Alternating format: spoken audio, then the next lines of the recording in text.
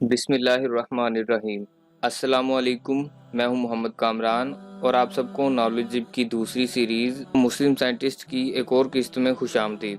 دوستو، آج ہم ایک ایسی شخصیت کے بارے میں بات کریں گے جن کے نام پر چاند میں ایک گڑھے کا نام بھی رکھا گیا ہے، اور یہ کہنا بھی بے جا نہ ہوگا کہ آج ہم اسی شخص کی وجہ سے ہوائی جہاز میں سفر کرنے کے قابل ہوئے ہیں۔ تو دوستو، جس شخصیت کے بارے میں ہم بات کر رہے ہیں، دنیا اسے عباس ابن فرناس کے نام سے جانتی ہے، جس کا پورا نام عباس قاسم ابن فرناس تھا۔ تو دوستو، اگر آپ کو ہماری ویڈیو پسند آئی ہو تو اسے لائک کریں، اپنے دوستوں کے ساتھ شیئر کریں، اپنی قیمتی رائے کا اظہار کمنٹ باکس میں ضرور کریں، اور اگر آپ ہمارے چینل پر نئے ہیں تو اس کو سبسکرائب ضرور کریں۔ وہ ایک معجد، مہندس یعنی انجینئر، طیارچی، حکیم، شاعر، ترین سائنسدان کہلائے۔ اس نے اپنی تمام عمر قرطبہ میں بسر کی اور اپنے علم و حکمت کی بنا پر اس زمانے کا عظیم ترین سائنسدان کہلایا۔ اس کی ایجادات اور اختراعات بے شمار ہیں، اور اگر اسے اپنے زمانے کا نابغہ کہا جائے تو بے جا نہ ہوگا۔ دوستو، ابن فرناس علم ریاضی، شاعری، طبیات اور پراسرار علوم کا ماہر اور پیچیدہ گتھیوں کو سلجھانے میں یکتا تھا۔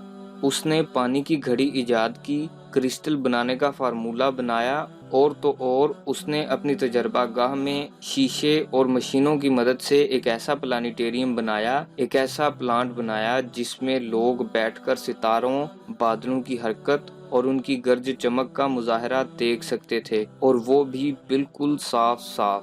ابن فرناس کی ریاضی میں مہارت کا اندازہ اس بات سے لگایا جا سکتا ہے کہ ایک دفعہ بلاد نامی تاجر مشرق کے سفر سے واپسی پر مشہور مسلمان عالم خلیل بن احمد کی کتاب اپنے ساتھ لایا۔ خلیل ایک عالم، شاعر اور ماہر لسانیات تھے، جو کہ 8ویں صدی عیسوی میں بغداد میں ہو گزرے تھے۔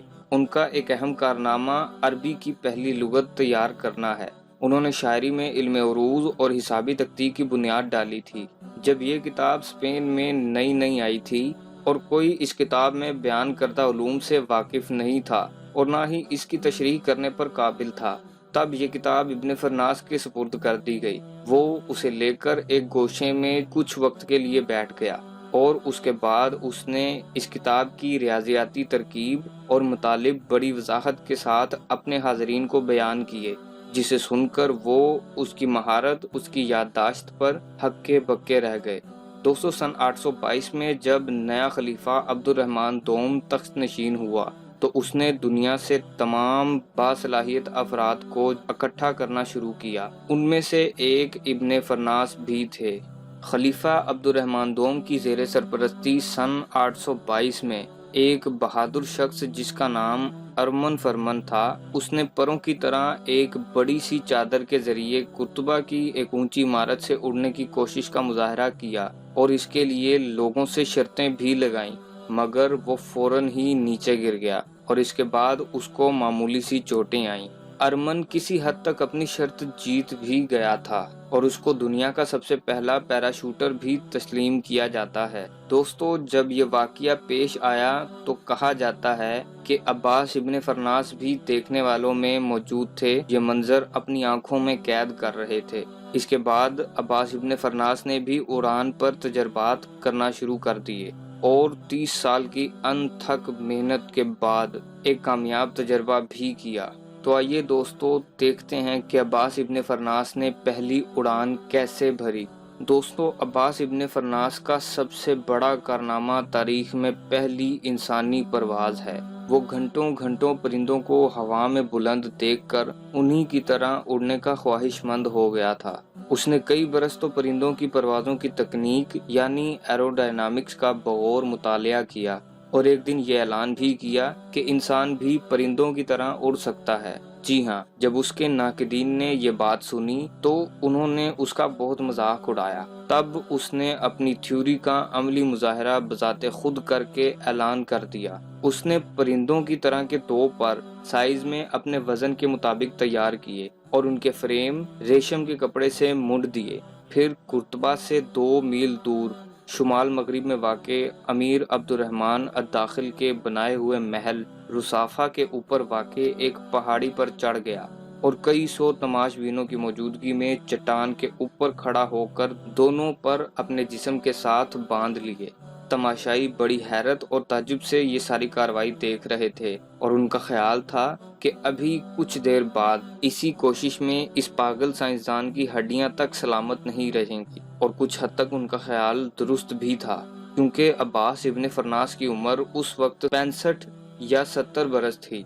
तो दोस्तों, अब्बास इब्ने फरनास ने अपनी तैयारी मुकम्मल करने के बाद तमाशबीनों की जानिब एक नज़र देखा और फिर बेखौफ होकर पहाड़ी से छलांग लगा दी। वो अपने परों की मदद से हवा में कुछ देर तक तैरता रहा और पहाड़ से कुछ फासले पर वाक़े एक मैदान में बाहिफाजत उतर भी गया। अगरचा उसकी कमर लैंडिंग के दौरान दबाव की वजह से थोड़ी बहुत मुतासिर हुई। दोस्तों, ये वाक़या 9वीं सदी के दूसरे हिस्से में पेश आया और इस तरह वो इंसानी तारीख का हवा में उड़ने वाला पहला इंसान कहलाया। उसने अपना तजर्बा उसी जगह पर किया जहां पर उसने तकरीबन 23 साल पहले एक आदमी को उड़ने की कोशिश में छलांग लगाते हुए देखा था। नाजरीन, ये जगह ऐसी पहाड़ियों पर मुश्तमिल थी जिसके नीचे एक बड़ा हमवार मैदान वाक़े था। इस जगह हवा नीचे जमीन से होकर पहाड़ों से टकराती थी और इसके बाद बुलंदी की जानिब चली जाती थी। वहाँ परिंदे हवा की इसी कुव्वत की वजह से हवा में घंटों घंटों परवाज करने का मजा उठाते थे। इब्ने फरनास ने पिछले 23 बरस एरोडायनामिक्स का मुताला करते हुए गुजारा था, जिसकी मदद से परिंदे फिजा में बुलंद रहते हैं और बासानी जमीन पर भी उतर आते हैं। मुकर्ररा दिन छलांग लगाने के बाद इब्ने फरनास हवा में कुछ रिवायात के मुताबिक 10 सेकंड परवाज करता रहा, मगर लैंडिंग के दौरान में जमीन से बुरी तरह टकराया। इसकी कमर और चंद दूसरी हड्डियां मुतासिर हुईं, जिसकी वजह से वो एक अरसा साहिब फराश रहा, मगर वो कुछ मुद्दत बाद अपनी इस माजूरी और बुढ़ापे के बावजूद चलने और फिरने के काबिल हो गया। ये दर्द और माजूरी उसकी बकिया उम्र के 12 साल तक उसके साथ रही। कदामत परस्त लोगों का ये कहना था कि खुदा ने उसको सजा दी थी क्योंकि उसने एक इंसान होते हुए खुदा की दूसरी मखलूक की तरह बुलंदी पर जाना चाहा था। इस तरह के ताने वो अपनी बकिया उम्र जब भी अवाम के दरमियान जाता लोगों से सुनता रहता था। ताहम जिंदगी के बकिया सालों में उसने अपने प्लानिटेरियम को अमीर उंदलस की फरमाइश पर एक मोबाइल बना दिया था। रेत से बलौर बनाने का काम जारी रखा और पानी और दूसरी किस्म की घड़ियां बनाना भी जारी रखा। दोस्तों, इब्ने फरनास अपने फारिग वक्त में अक्सर गौर करता था कि आखिर परवाज करने वाले सूट में क्या खराबी थी, क्या कमी थी, जिसकी वजह से उसे इस चोट का सदमा उठाना पड़ा था। तो दोस्तों, गौर करने के बाद उसे ये समझ में आया कि परिंदे अपनी परवाज़ों और लैंडिंग के दौरान अपनी दुम का इस्तेमाल करते हैं, जिसकी वजह से वो बासानी ज़मीन पर या अपने मस्कन पर उतर आते हैं। तो दोस्तों, इब्ने फरनास ने पर तो बना लिए थे, मगर दुम की अहमियत को अच्छी तरह से समझ नहीं पाया या गौर नहीं कर पाया, जिसकी वजह से उसे अपनी इस गलती का एहसास शायद आखिरी सांस तक रहा होगा। इब्ने फरनास के गुजरने के बाद कई साल तक, तकरीबन 260 साल बाद, एक यूरोपीय राहब एल्मर ऑफ मालमेस्बरी ने भी इब्ने फरनास के बनाए हुए डिजाइन के मुताबिक उड़ान की मशीन बनाई और उसके मजीद कुछ सदियों बाद 15वीं सदी में लियोनार्डो डा विंची ने इसमें इजाफा किया। अलबत्ता इल्म हियत और इल्म फल्कियात यानी एस्ट्रोनॉमी और इल्म नजूम यानी एस्ट्रोलॉजी के ज़मन में उंदलसी मुसलमान साइंसदानों में अगरचा अली बिन खलाक उंदलसी और मुजफ्फरुद्दीन तूसी की खिदमात बड़ी तारीखी अहमियत की हामिल हैं, मगर उनसे भी बहुत पहले 3री सदी हिजरी में कुर्तबा के अजीम साइंसदान अब्बास इब्ने फरनास ने अपने घर में एक ऐसा कमरा तैयार कर रखा था जो दौरे जदीद की सयारा गाह यानी प्लानिटेरियम की बुनियाद बना। उसमें सितारे, बादल और बिजली की गरज चमक जैसे मुजाहिरे फितरत का बखूबी मुशाहिदा किया जा सकता था। अब्बास इब्ने फरनास वो अजीम साइंसदान है जिसने दुनिया का सबसे पहला हवाई जहाज बनाकर उड़ाया। बादशाह अल-बैरूनी और अजरकील वगैरह ने इक्वेटोरियल इंस्ट्रूमेंट्स को वदा किया और तरक्की दी।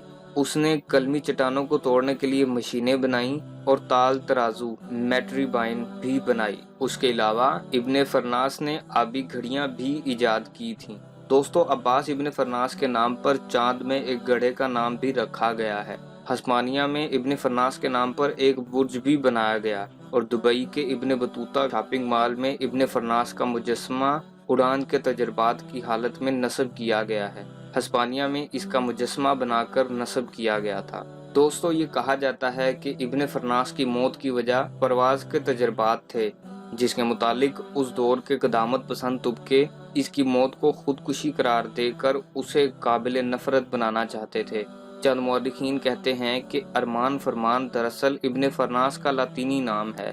اب اس میں کیا سچائی ہے اور یہ کس حد تک صحیح ہے، اس بارے میں تاریخ میں ہمیں کچھ زیادہ معلومات نہیں ملتی۔ دوستو یہ منظر جو اس وقت آپ سکرین پہ دیکھ رہے ہیں، جب انسان اپنی تاریخ میں پہلی بار فضا میں پرندوں کی طرح اڑ رہا تھا۔ ناظرین، عباس ابن فرناس 76 یا 77 سال کی عمر میں سن 887 میں قرطبہ میں اس جہان فانی سے ہمیشہ ہمیشہ کے لیے کوچ کر گیا۔ ہماری اگلی ویڈیو تک اپنے دوستوں اور رشتہ داروں کا بہت سا خیال رکھیے گا۔ اللہ حافظ و ناصر۔